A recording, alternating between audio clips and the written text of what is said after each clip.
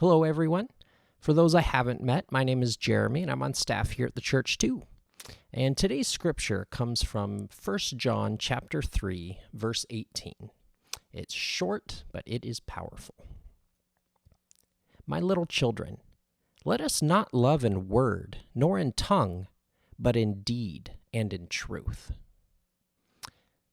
I just love that passage because it really just strikes a chord with the heart of Christianity, that we need to love not just with our words, but it needs to be reflected in our deeds and how we live in the world.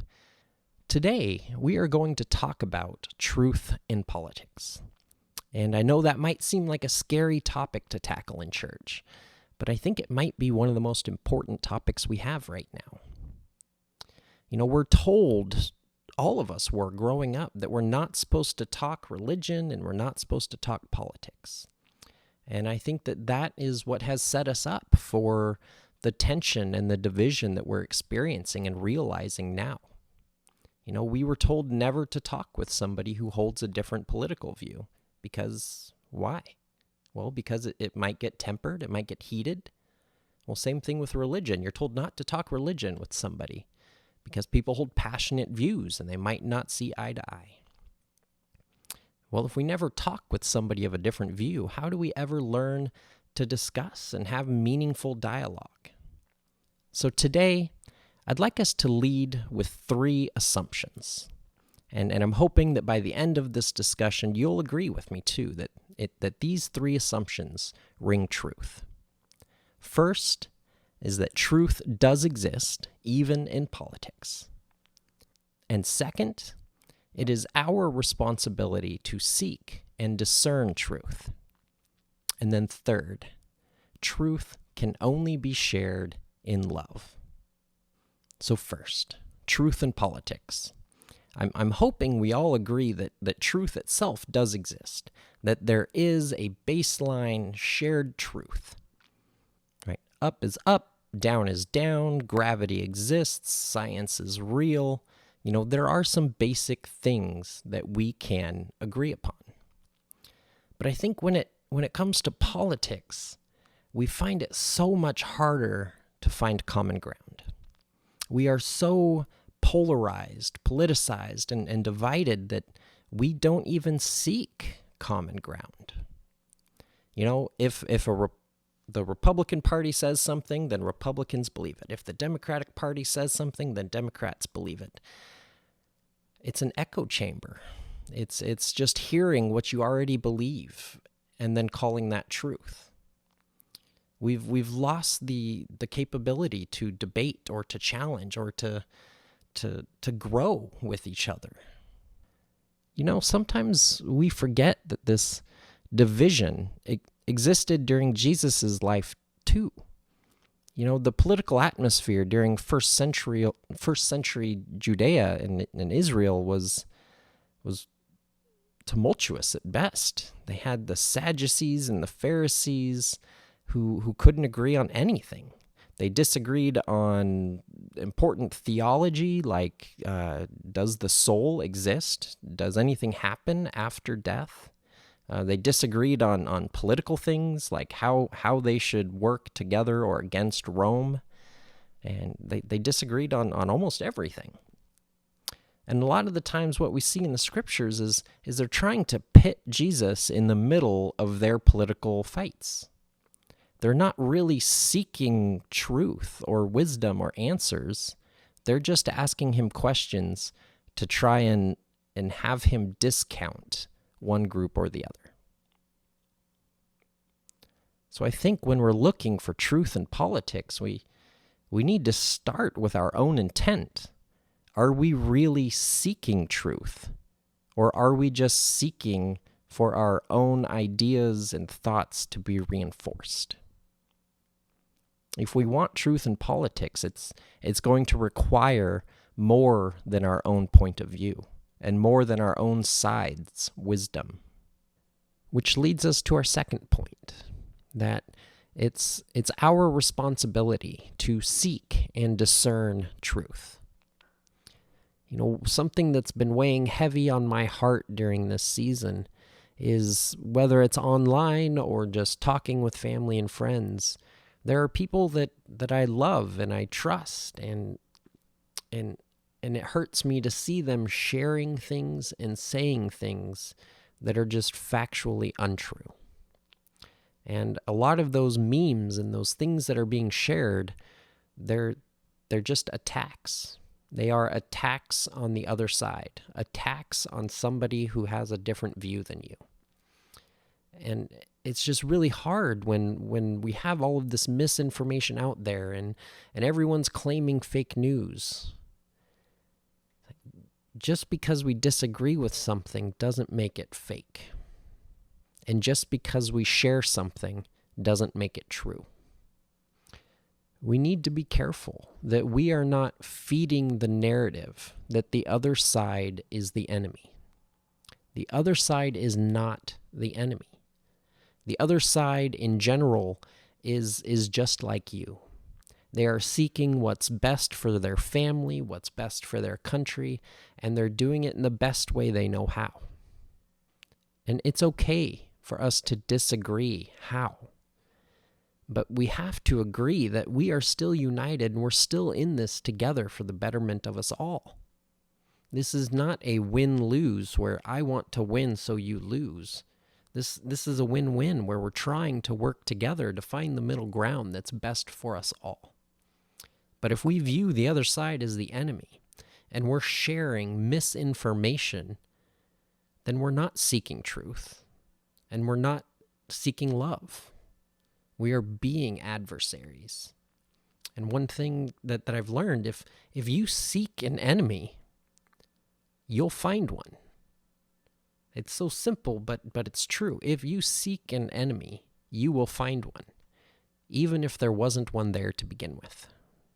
And that leads us to our third point, that truth must be shared in love. I think we've probably all had an experience before where somebody shared a hard truth with you in an unloving way.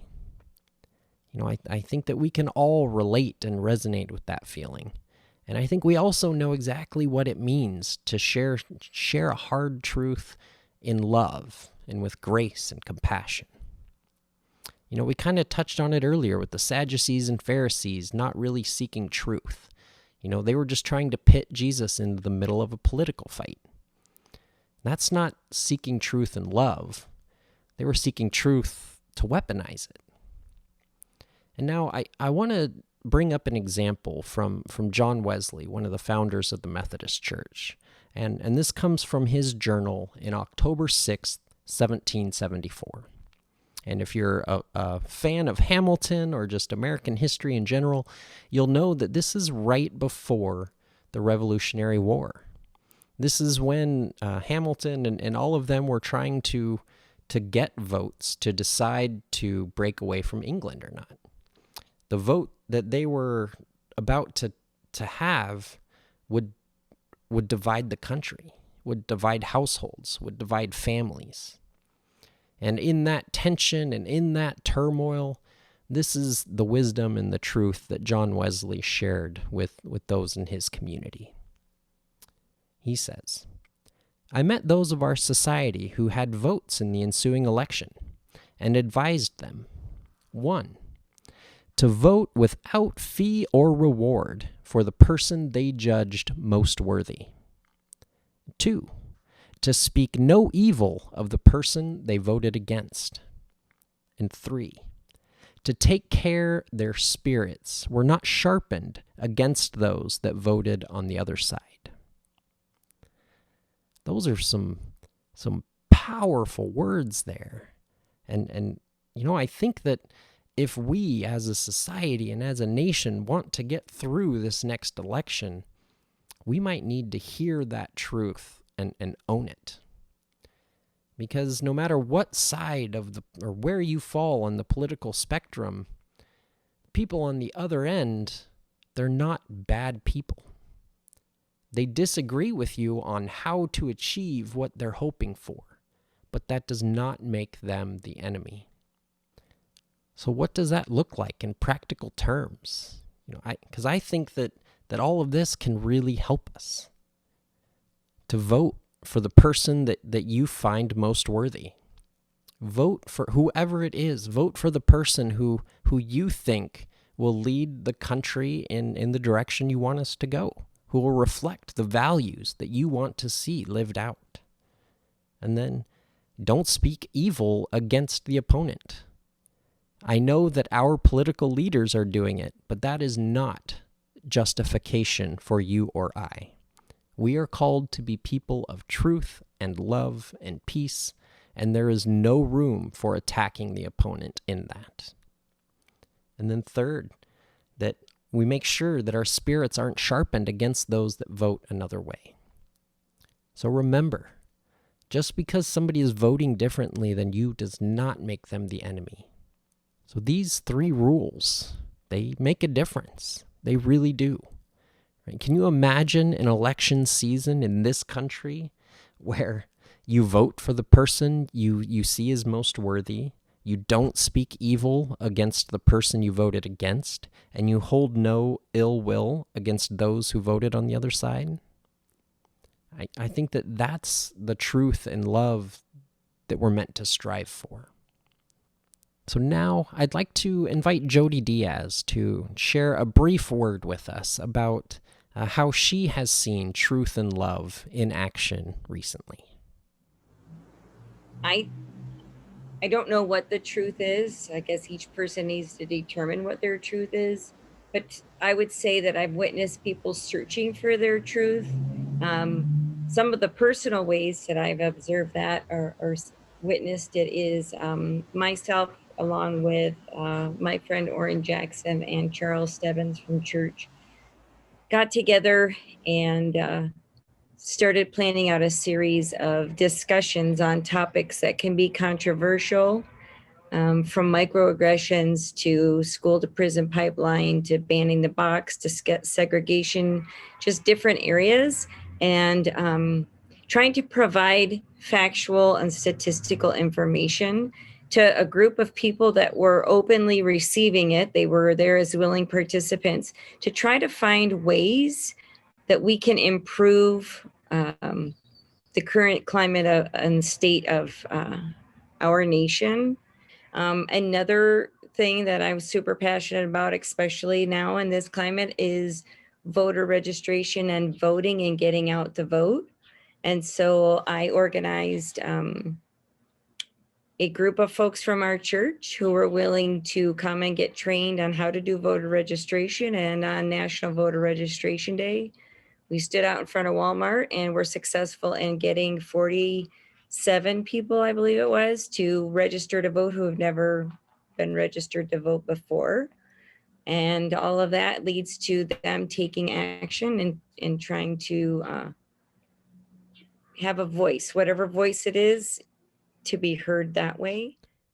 Thank you, Jody, for sharing that story with us. And it's just a great example of living out how we're called to be people of truth and love. So thank you, Jody.